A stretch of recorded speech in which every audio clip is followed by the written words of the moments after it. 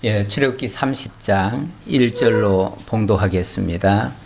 너는 분향할 제단을 만들지니 곧 조각목으로 만들되 길이가 한 규빗, 너비가 한 규빗으로 네모가 반듯하게 하고 높이는 2규빗으로 하며 그 뿔을 그것과 이어지게 하고 제단 상면과 전후 좌우면과 뿔을 순금으로 싸고 주위에 금태를 둘을 지며 금태 아래 양쪽에 금고리 둘을 만들되 곧 그 양쪽에 만들지니 이는 제단을 매는 채를 깰 곳이며 그 채를 조각목으로 만들고 금으로 싸고 그 제단을 증거궤 위 속죄소 맞은편 곧 증거궤 앞에 있는 휘장 밖에 두라.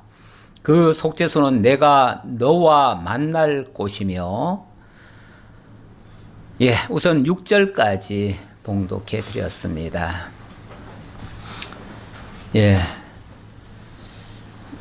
지금 우리가 율법의 규례를 배우고 있는 중입니다. 율법의 규례 내용은 크게 말하면 성막과 제사장과 제물에 대한 규례로 나뉘어집니다. 성막을 이야기했고 그리고 제사장을 이야기했습니다.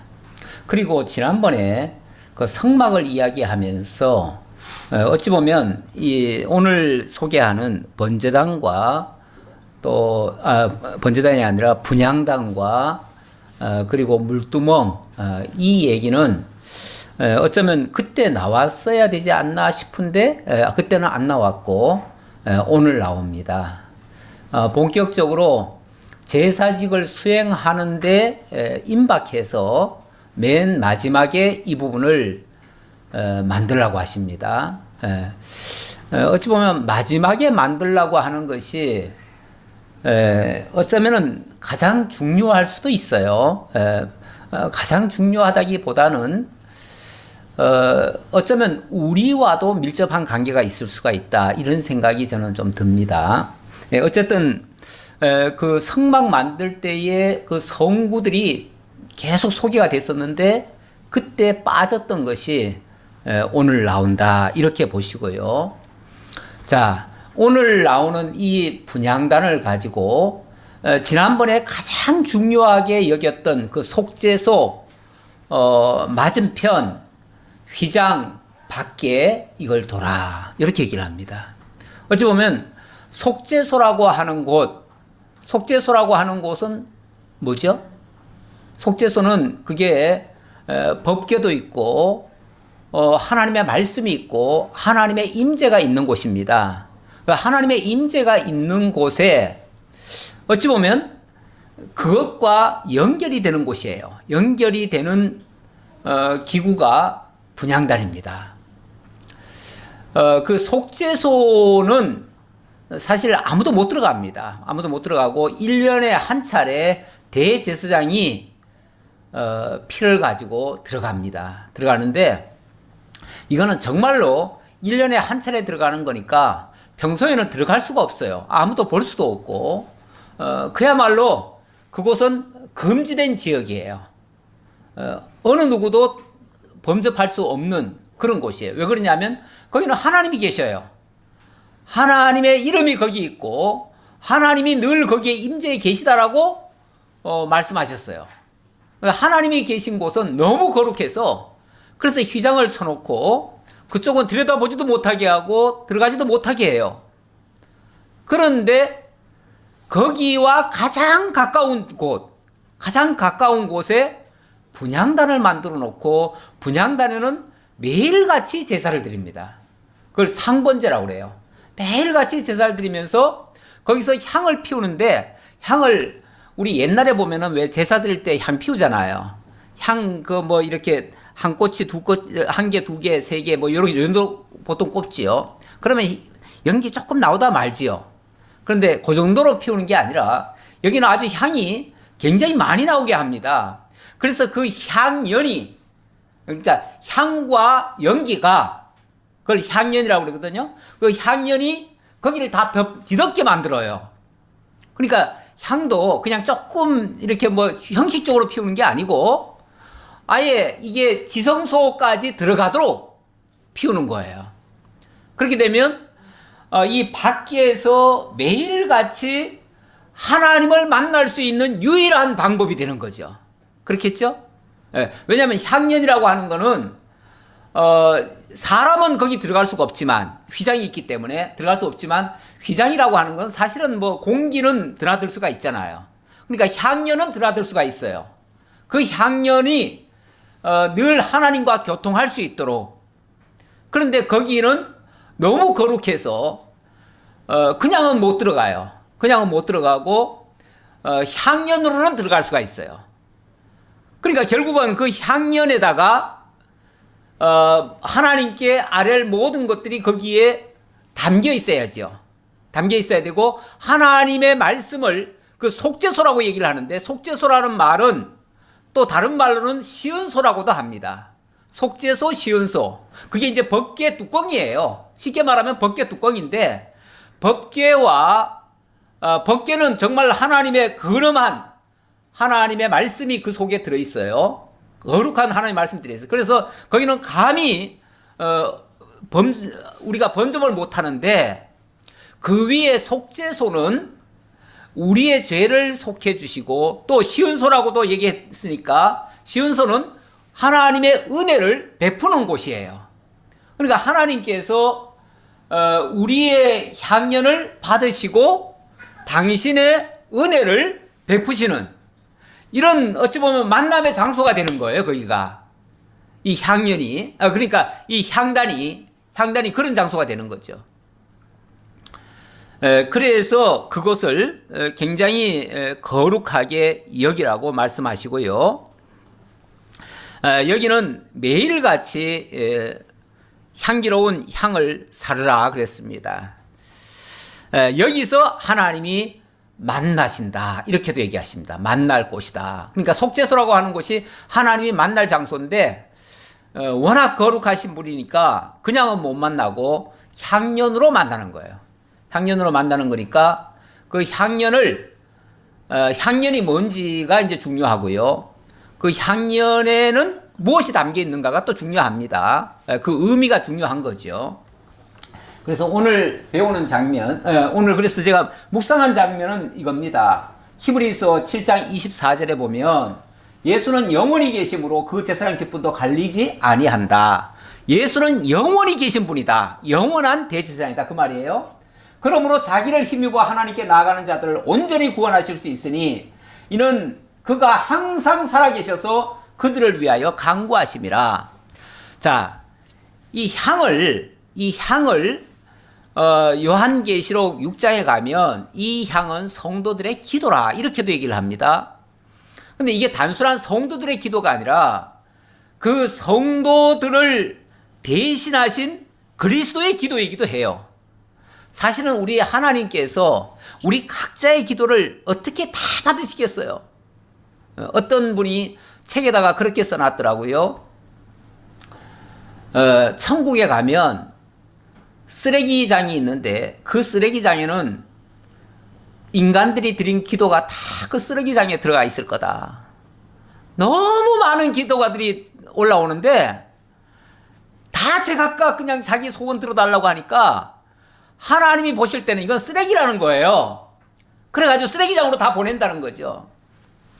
몰라요. 천국에 쓰레기장이 있는지 없는지는 모르겠어요. 하지만 우리가 정말로 하나님 앞에 합당한 기도를 하는가가 지금 주된 이야기죠. 지난번에 우리 기도원에 갔을 때도, 기도회에 갔을 때도 그 얘기를 하시더라고, 누가. 아유, 하나님이 너무 골치 아프시겠다고. 제각각 기도들을 너무 다양하게 기도를 하니까 이걸 누구 말을 들어줘야 될지 모르겠다는 거죠. 정반대되는 기도도 너무나 많이 하겠죠. 국가 간에 전쟁이 있으면 한쪽에서는 저쪽 대통령 죽여달라고 또 기도할 테고, 또 이쪽에서는 그 반대로 또 기도할 테고, 하나님은 도대체 누구 말을 들어야 될지 모르겠다는 거죠. 예, 그거는 뭐 제가 그냥 한 말이고요. 자, 이 향이라고 하는 거는 어찌 보면 하나님과 유일하게 교통하는 건데, 이것이 기도의 형식으로 오늘 우리에게는 다가오는 이야기예요. 기도는 기도인데 과연 하나님께서 그럼 우리의 기도를 일일이 다 이렇게 향연으로 받으실까? 사실은 우리 주님께서 하나님 앞에 당신을 힘입어서 하나님께 나아가는 자들을 위해서 항상 살아계셔서 그들을 위해서 간구하신대요. 그러니까 진짜 우리를 위해서 기도하시는 분은 누구예요? 우리 주님이에요. 주님이 죽어서 끝나신 분이 아니고 항상 살아계시고 영원히 살아계셔서 지금도 하나님 보좌 우편에서 우리를 위하여 간구하신다. 로마서 8장 34절 이하에 보면 거기서도 하나님께서는 이렇게 말씀하십니다. 33절에 보면 누가 능히 하나님께서 택하신 자들 고발하리요. 의롭다 하시는 이는 하나님이시니 하나님이 우리를 의롭다 하신대요. 그러면서 누가 정죄하리요. 죽으실 뿐 아니라 다시 살아나시는 그리스도 예수시니 그는 하나님 우편에 계신 자여 우리를 위하여 간구하시는 자시니라. 하나님 보좌 우편에서 우리를 위하여 지금도 기도하고 계시니 하나님이 어찌 그 기도를 안 들으시겠냐 그 말이죠. 결국 우리의 기도는 예수 이름으로 드려지는 기도, 예수를 통해서 드려지는 기도, 그가 정말 진정한 대제사장으로서 우리를 대신하여 하나님 앞에 기도할 때 그 기도가 진짜 하나님 앞에 상달된다 그 얘기죠. 그러니까 이 분향단에서 드려지는 이 향연은 결국 그리스도께서 우리를 대신하여 영원히 드려주실 그 기도를 가리키고 있다. 이렇게 이해하시면 되겠습니다. 네, 그래서 오늘 분향단의 용도와 그 의미를 좀 살펴보고 다음 세트에서는 생명의 속전 이야기가 나오는데 그건 왜 드리게 하는지, 그 의미는 어디 있는지, 그리고 물두멍, 그리고 관유, 향 이런 것들이 차례대로 나옵니다. 이런 것들이 실제 제사 사역을 할 때에 꼭 필요한 요소들이에요. 그러니까 기본 성구들은 이미 다 갖춰놨지만 이걸 거치지 않으면은 그 기본 성구에 도달이 안 돼요. 그래서 마지막에 이 성구들을 다시 또 만들라고 하시면서 이걸 통해서 기존에 만들어 놓은 그 성구에 접근을 하는 거죠. 이렇게 저는 이해가 되었습니다. 자, 일단 뭐 이 분향단을 만들라고 하는 그 구조는 뭐 그렇게 복잡한 얘기는 아니에요. 자, 구조를 보시면은 자, 요게 분향단입니다. 이게 분향단이고 여기 보시면은 분향단이 있고 요게 휘장이 있습니다. 휘장이 있는데 요건 지금 휘장을 거둔 상태고요. 일부러 이제 안쪽을 보여주려고 지금 거두는 거지 평소에는 거둘 수가 없습니다. 1년에 한 차례만 대제사장이 들어가기 위해서 한번 옆을 열고 들어가는 것 뿐이지 평소에는 쳐져 있어요. 그러니까 가로막힌 담이에요. 어찌 보면 가로막힌 담. 이 휘장이 신약에 와서는 그렇게 얘기를 하죠. 이 휘장은 예수 그리스도의 육체라고.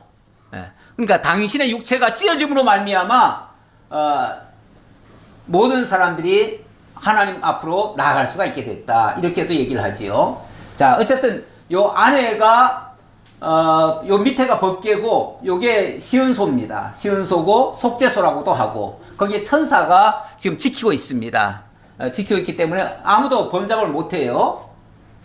자, 그런데 여기서 향을 피우는데 여기서 연기를 이렇게 피워가지고 그 연기가 이 안까지 들어가도록 하는 거죠. 자, 그렇게 보시면 되겠고요.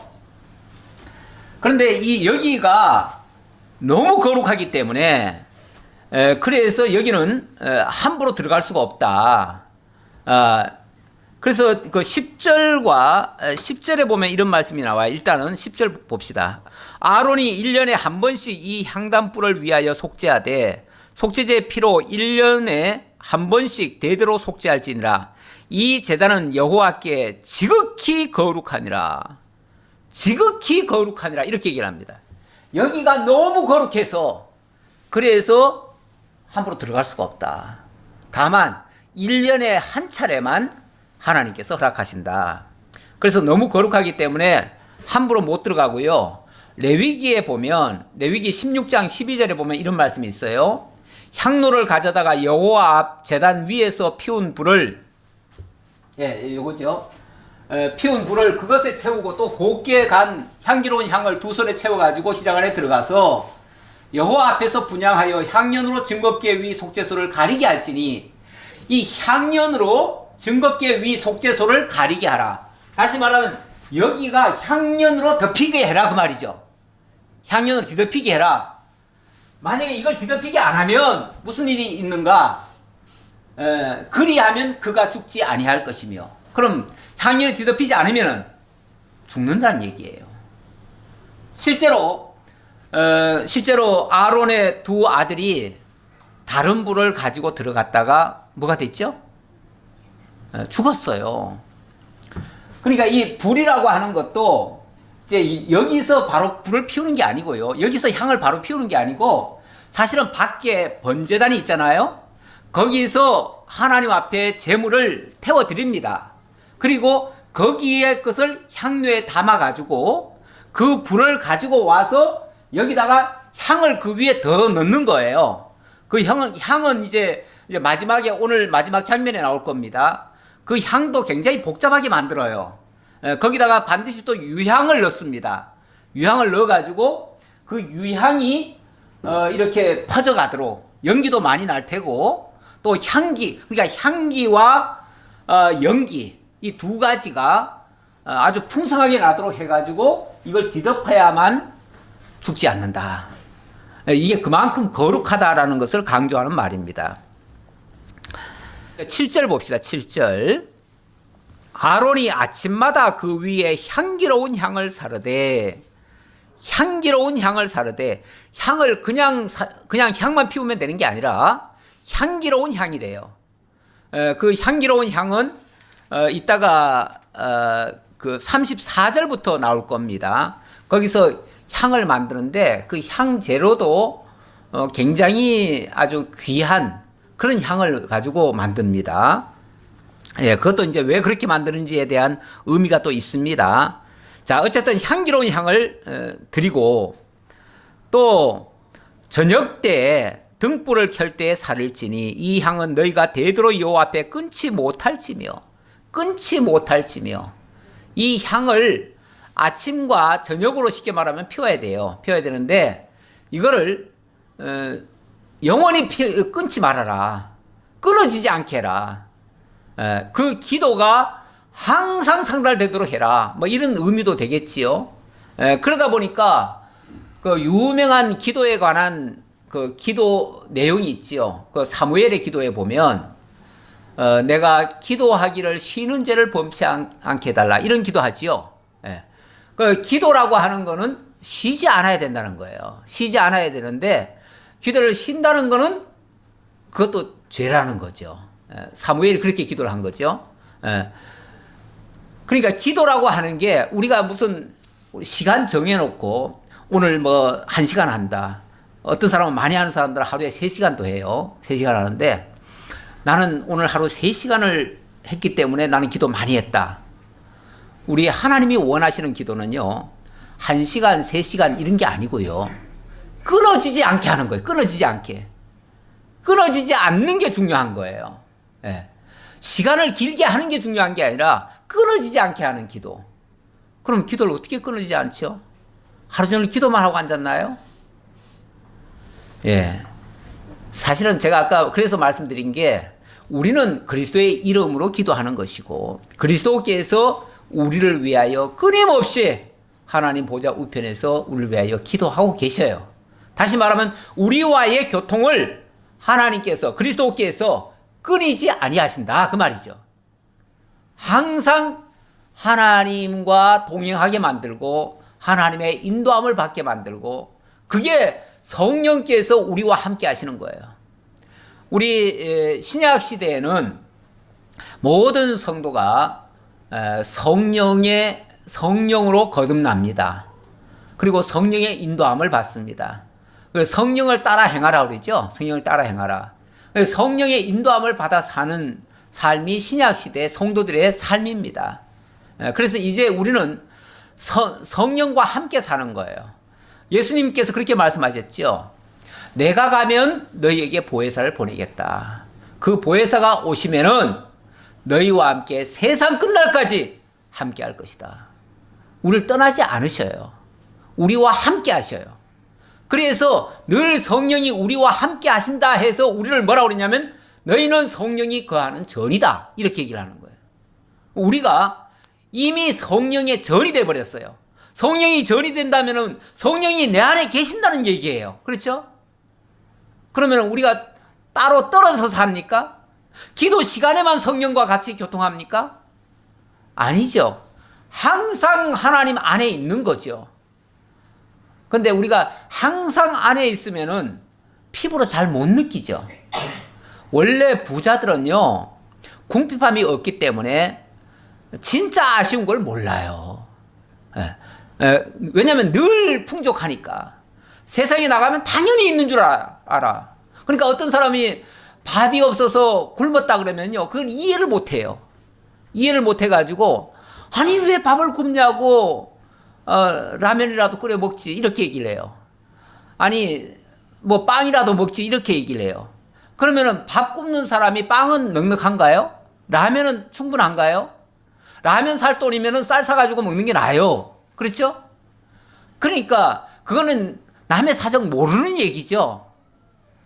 그러니까 부자는 정말 가난한 자들의 심정을 모릅니다. 몰라요. 우리가 성령이 늘 우리와 함께 계심에도 불구하고 때때로 성령과 함께 있다는 사실 자체를 망각할 때가 너무 많아요. 그래서 우리가 말씀을 듣고 기도하는 것은 어찌 보면 그걸 일깨우는 작업이에요. 일깨우는 작업이지 성령이 떠났다가 기도할 때만 잠깐 오시고 이게 아니에요. 오히려 늘 함께 계시고 기도할 때마다 또는 말씀 드릴 때마다 그게 상기가 되는 거죠. 확인되는 거죠. 확인되니까 때때로 우리가 하나님이 함께 하심에도 불구하고 때때로 하나님이 안 계신 것 같이 느낄 때가 있잖아요. 그러면은 사람이 때로는 기도 죽고 힘도 없고 어떻게 해야 될지 몰라요. 방황을 해요. 근데 잠깐만 다시 생각해보면, 잠깐 기도하면은, 아, 그렇지. 하나님이 나와 함께하고 계시지. 이렇게 생각이 들잖아요. 그럴 때에 새로운 하나님의 길을 열어주는 게 있지요. 하나님의 말씀이 내 발의 등불이요, 내 발의 길잡이가 되어주시잖아요. 그렇게 해서 우리가 하나님의 말씀을 따라가는 거죠. 이렇게 그때 기도라고 하는 게 그걸 상기시켜주는 거지 그때만 하나님이 함께 계시는 게 아니에요. 이걸 오해하지 않으셨으면 좋겠어요.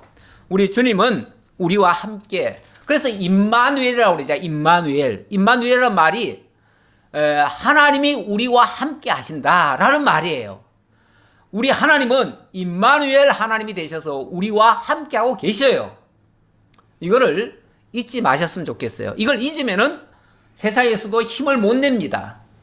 그런데 주님이, 내가 주님 안에 있고 주님이 내 든든한 백이 되어주시면은 우리는 세상 어디에 갖다 놔도 두렵지를 않아요.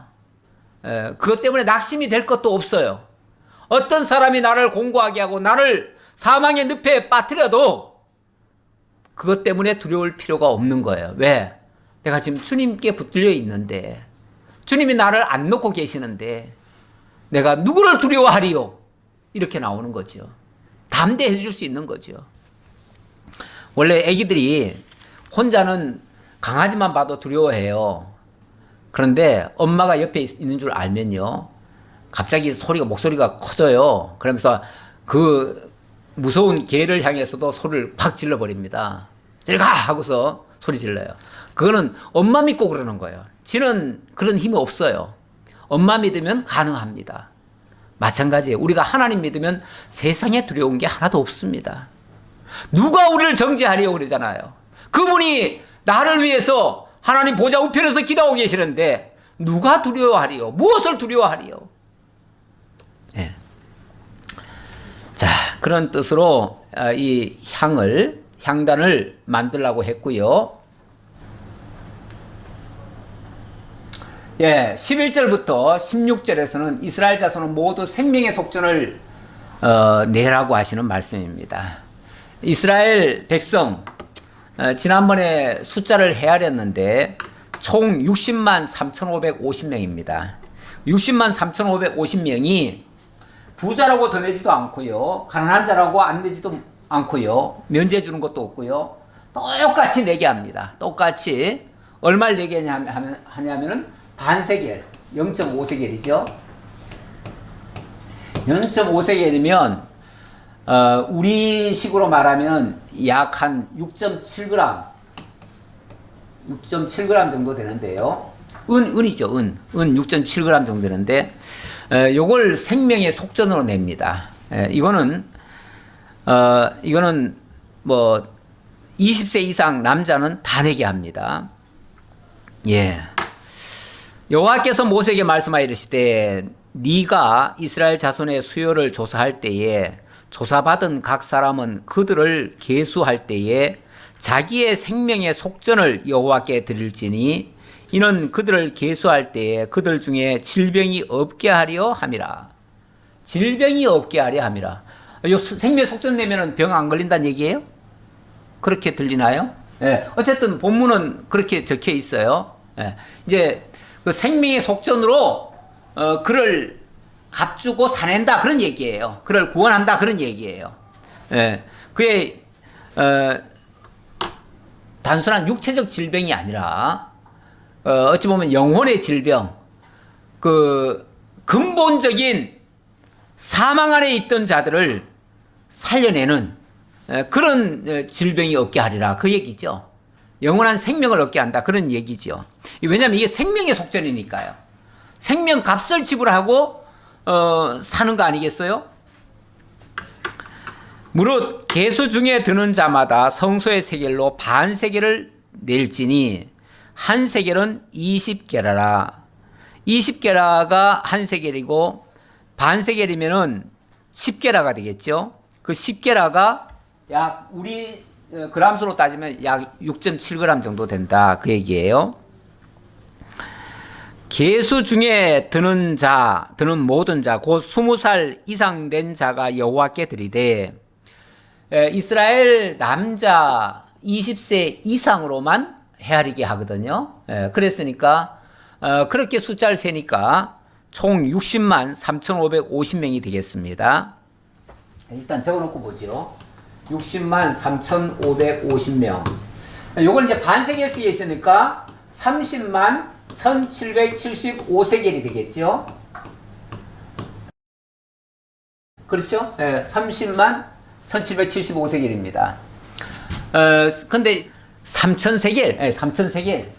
이 3,000세겔이 세겔이 1달란트입니다.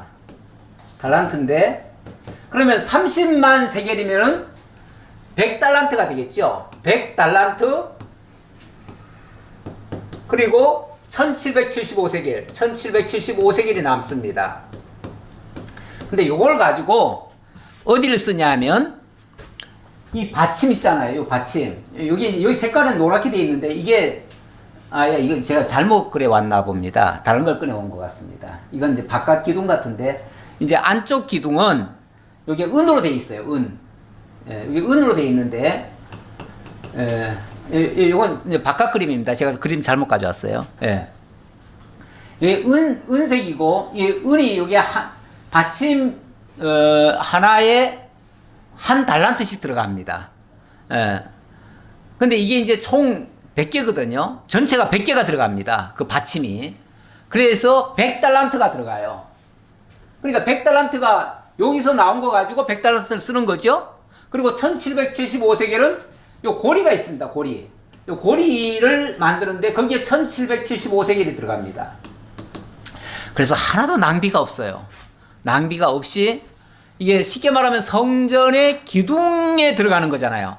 성전 기둥에 받침이 되는 거잖아요. 받침.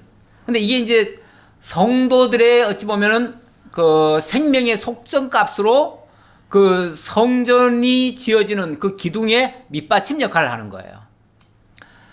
왜 성전을 얘기할 때에 이 전은 하나님의 집이요 진리의 기둥과 터이니라 뭐 이런 표현이 있죠. 그러니까 그 성전을 이야기할 때에 기둥도 나오고 받침도 나오고 뭐 여러 가지 재료가 들어가는데 기본적으로는 그리스도가 터가 되고 그리스도 위에 진리의 기둥 또는 그러니까 이제 선자들과 사도들의 그 터 위에 또 세워진다 이런 표현도 하는데 거기에 성도들도 같이 참여한다.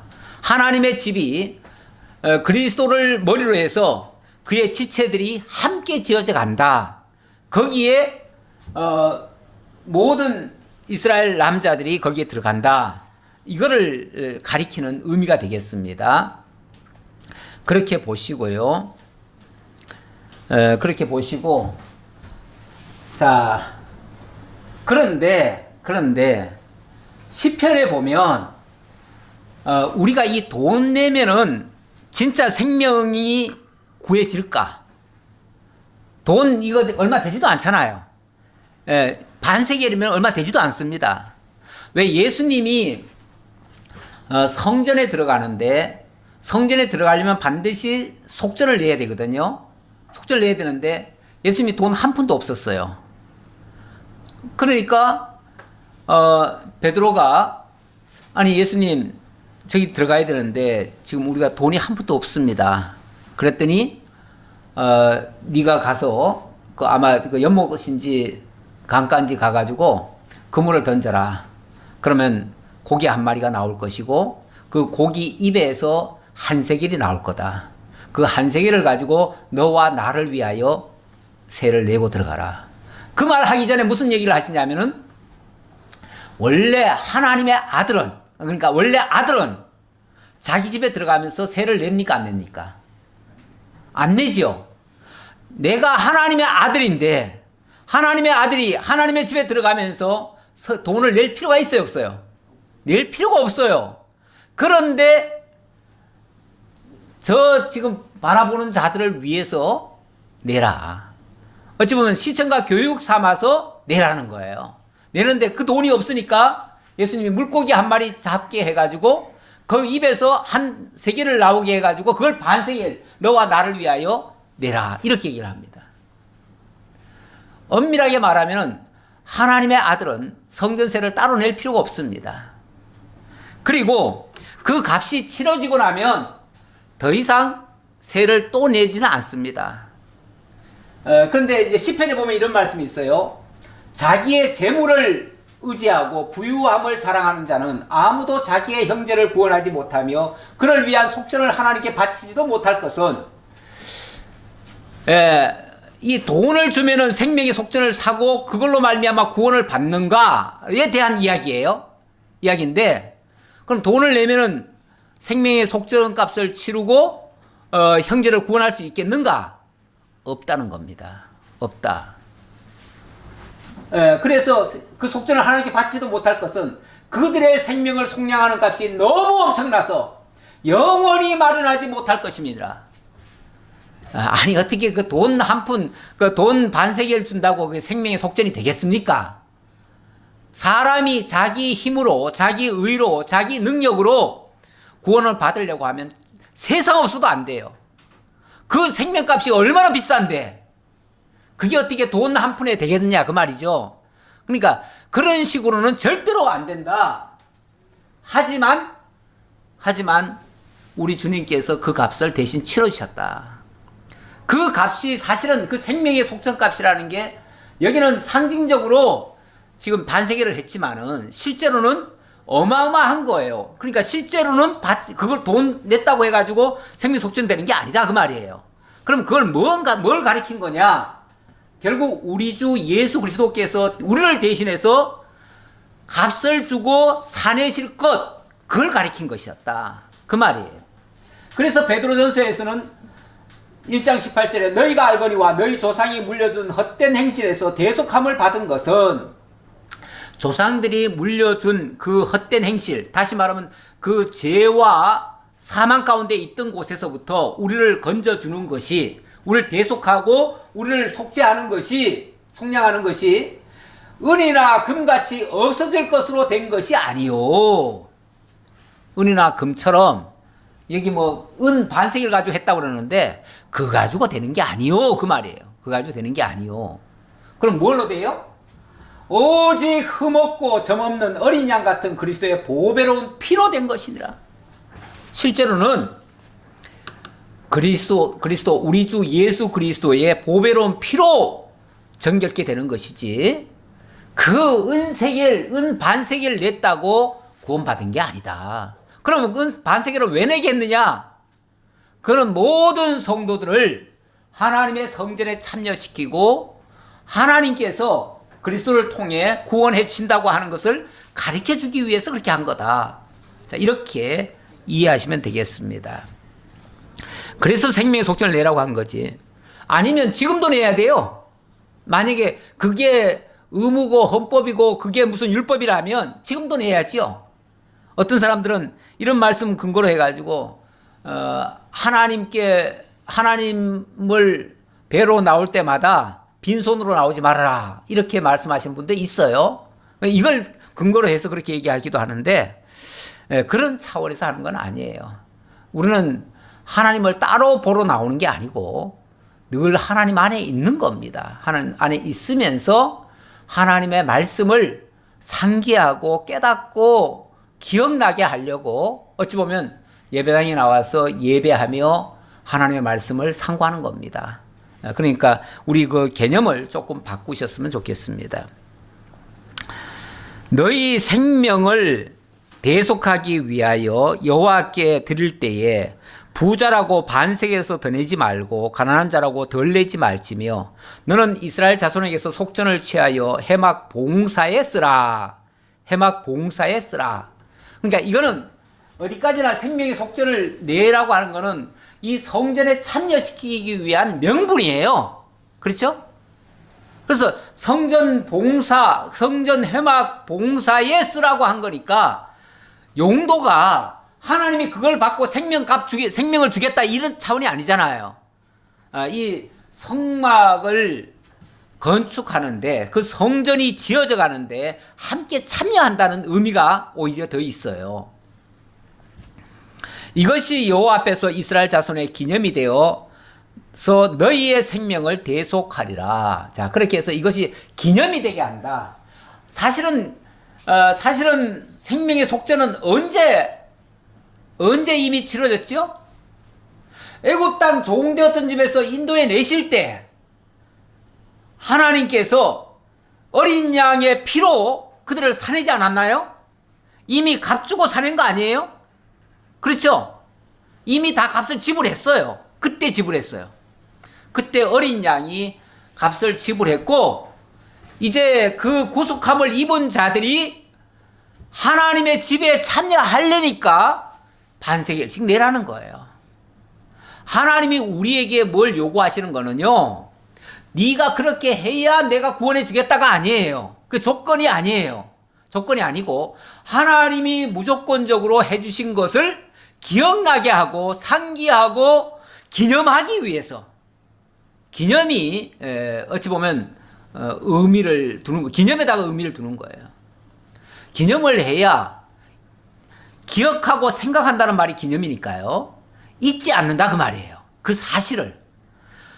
어린 양의 피로 우리를 구속해 주셨다는 사실을 기억하려니까 우리의 희생을 거기다 조금 담는 거예요. 담는데 많이 아니에요. 많이는 아니에요. 그래서 부자라도 더 내지 말고 가난한 자라고 덜 내지도 말고, 어찌 보면 그 기준은 가난한 자에게 맞춰져 있어요. 우리 예수님이 우리를 구속하실 때 부자라고 해서 값을 더 많이 지불하셨나요? 가난한 자라고 덜 지불하셨나요? 똑같잖아요. 이거는 그리스도께서 우리를 위하여 희생해 주신 거, 어린 양이 이스라엘 민족을 대신해서 희생되어진 거, 그걸 기념하는 거니까 그 기념하는 게 목적이지 그 액수가 중요한 게 아니에요. 예. 자, 그렇게 하고 17절로 넘어갑시다. 자, 17절에 보면 물두멍 얘기입니다. 물두멍.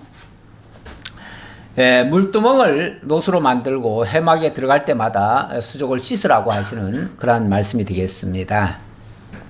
여호와께서 모세에게 말씀하여 이르시되 너는 물두멍을 노수로 만들고 그 받침도 노수로 만들어 씻게 하되 그것을 해막과 제단 사이에 두고 그 속에 물을 담으라.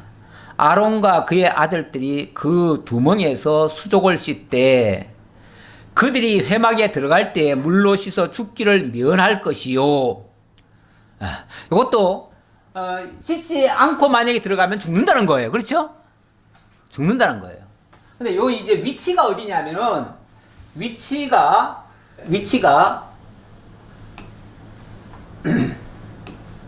여기 이제 지성소 아닙니까? 지성소. 아까 여기 이제 법계가 있고 아까 분향단은 여기다 만들라고 했죠? 여기 분향단이에요. 자, 그래 놓고 물두멍은 또 어디다 만드냐면 여기다 만들라는 거예요. 여기다가 이 바깥에.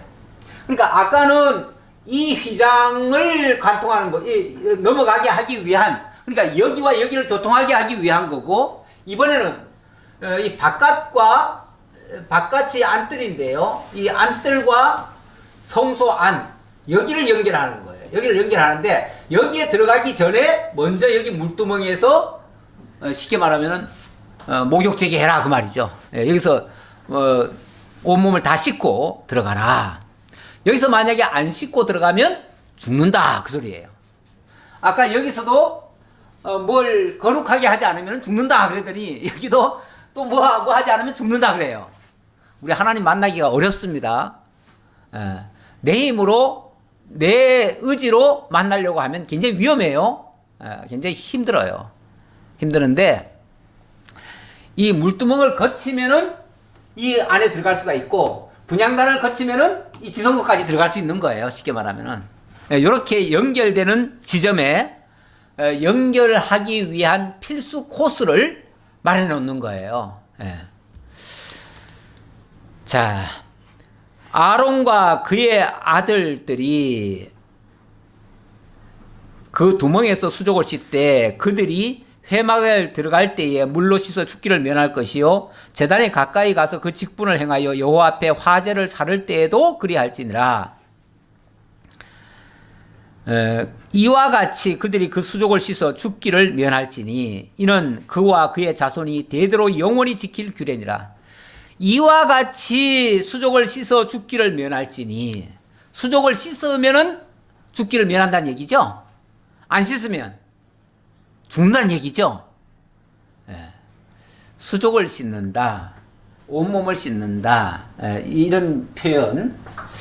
제가 이 말씀을 보니까 요한복음이 생각납니다. 요한복음 13장 8절에 보면 이런 말씀이 있어요. 예수님이 갑자기 수건을 딱 두르시고는 대야에 물을 떠가지고 와요. 그리고 제자들을 앞에 놓고 발을 씻어주기 시작하셔요. 그러니까 베드로가 펄쩍 뛰면서 아니 어떻게 선생님이 우리를 씻어줄 수 있습니까? 우리가 씻어드려야지요. 이렇게 얘기를 합니다. 그랬더니 내가 너희를 씻어주지 아니하면 너와 나는 아무 상관이 없다. 이렇게 얘기를 해요. 그러니까 씻어주는 게 좋잖아요. 그러면 제 모욕을 아예 시켜주십시오. 그래요. 그랬더니 이미 모욕한 자는 발만 씻으면 된다. 이렇게 얘기를 하셔요. 이 말씀 대화 중에 그 말씀 하셨는데 이게 어찌 보면은 근본적으로 목욕했다는 말은 근본적으로 하나님께서 예수 그리스도를 통해서 속량해 주셨다는 얘기예요. 이미 구원받은 자들이라는 거죠. 구원받은 자들도 날마다 어찌 보면은 실수하고 잘 모르고 깨닫지 못한 것들이 있어요. 그런 것들에 대한 날마다 자기를 돌아보고 자기의 잘못을 사실은 살피고 그렇게 해서 깨끗한 상태로 하나님을 만나기를 힘쓰는 것이 바른 자세라는 거예요. 그런데 우리가 이미 구원을 받은 사람들은 이미 우리는 구원받았고 천국은 따놓은 당상인데 어떻게 살아도 우리는 상관없어 이렇게 생각하시는 분들이 많아요. 그렇게 하기 시작하면은 그야말로 거룩함을 훼손하는 그런 경우도 있지요. 그래서 예수 믿는 사람들이 사실은 사회로부터 원칙은 예수 믿는 사람들이 향기를 날려야 되거든요. 빛이 되어야 하고, 왜냐하면 우리 주님께서 너희는 세상의 빛이라, 너희는 세상의 향기라, 이렇게 표현을 하셨기 때문에 당연히 우리가 나아가면 그리스도의 향기가 나와야 돼요. 그리고 우리를 통해서 정말 밝은 빛이 비칠 정도로 모든 사람들을 올바른 게 인도하는 그런 길잡이가 되어야 돼요. 근데 지금 한국 교회의 대사회 인식은 되게 나쁩니다. 이미지가 너무 안 좋아요. 이 코로나 이후에 완전히 막 사실은 엉망이 돼 버렸습니다. 거기다가 이단들이 또 이상한 짓들을 자꾸 해가지고 코로나 시기에 그래가지고 더더욱 이제 나빠져 버렸어요. 거기다가 일부 교회에 정말 기괴한 행동들 때문에 완전히 교회 하면은 막 설레설레 고개를 흔들어요. 지난주에 총회에서 어느 목사님이 그 얘기를 하더라고요. 이제는 코로나도 이제 좀 잠잠해지고 하니까 이제 다시 전도를 해야 되겠다 하고 전도하러 나갔대요. 그랬더니 갑자기 어떤 사람이 손을 팍 찌르더래요. 지금이 어느 때인데 전도하냐고. 그렇게 해도 정신 못 차렸냐고 막 그러면서 막 호통을 치더래요. 교회 물론 뭐 그분은 이렇게 세상이 요걸 한다고 해가지고 우리가 기죽을 건 없다 이런 차원에서 말하긴 하는 건데 그만큼 이미지가 안 좋아졌다는 건 틀림없습니다. 왜 그리스도의 향기가 나면 왜 그렇게 이미지가 나쁘겠어요? 우리나라에 처음 기독교가 들어와 가지고 세상에 우리나라처럼 이렇게 대폭발이 일어난 나라가 없습니다. 우리나라는 정말 기가 막힐 정도로 기독교가 대환영을 받았어요. 그리고 실제로 우리나라가 독립하는데도 기독교가 굉장히 많은 기여를 했습니다. 독립운동가 뭐 33인 그 쓰는데 보면은 기독교인이 16명인가 들어가 있어요. 절반이 기독교인이에요. 그리고 우리나라 근대화를 다 이룬 사람들이 다 기독교인들이에요. 정말 학교를 세우고 병원을 세우고 모든 사회 전반에 좋은 영향을, 선한 영향을 끼치는 것이 다 기독교예요.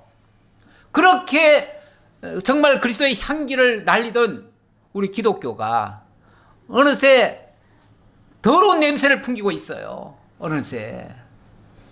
이게 이제 타락했다고 하는 증거이기도 하지요. 한국 교회가 이제는 사람들이 막 고개를 흔들 정도가 돼버렸어요.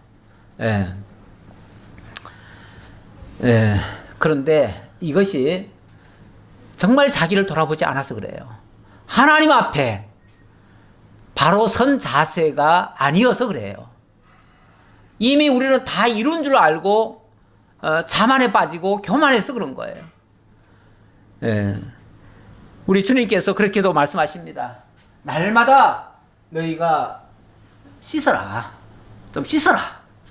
근데 씻으라는 말이 사실은 뭐 그렇다고 해가지고 만날 주님 용서해 주십시오. 오늘 또 잘못했습니다. 그러니까 밖에 나가서 죄 짓고 와서 또 용서해 주십시오. 이렇게 하라는 얘기가 아니고요.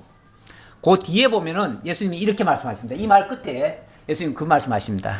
너희끼리 서로 사랑하라. 이 말이에요.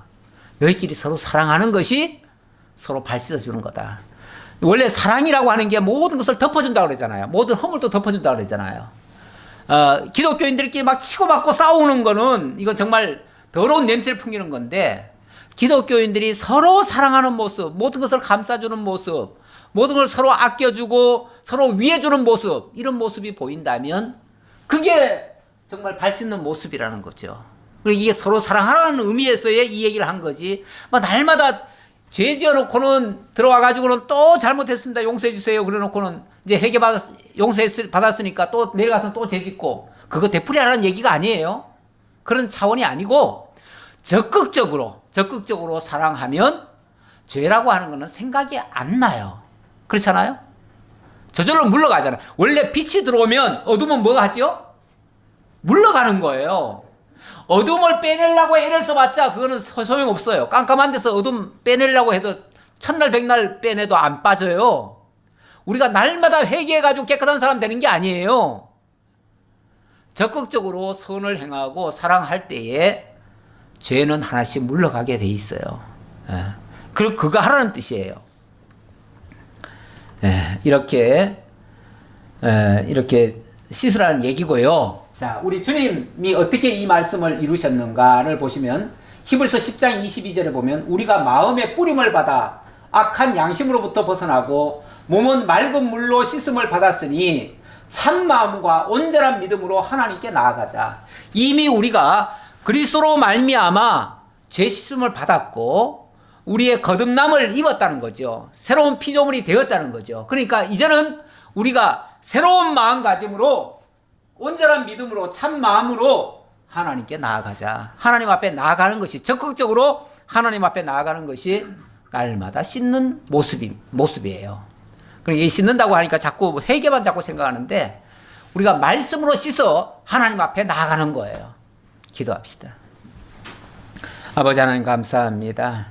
오늘도 주님께서 만들어 놓으신 구약의 성소 또 분향단 물두멍을 통해서 우리가 어떤 길을 가는 것이 그리고 우리가 세상에 빛된 삶을 살아야 되는 것을 다시 한번 일깨움 받았습니다. 그동안 우리가 정말 죄와 사망 가운데서 건짐을 받았는데 생명의 속전의 고귀함을 깨닫지 못하고 때로는 하나님을 잊어버린 망령된 행실도 서슴지 않았음을 주님 앞에 고백합니다. 늘 말씀으로 거듭나게 하시고 말씀의 깨우침을 받게 하시고 말씀 속에서 날마다 발씻음을 할 수 있는 저희가 되고 그래서 하나님 앞에 깨끗한 상태로 나아갈 수 있는 저희 모두가 되도록 인도해 주옵소서. 모든 걸 감사드리옵고 예수님 이름으로 기도하옵나이다. 아멘.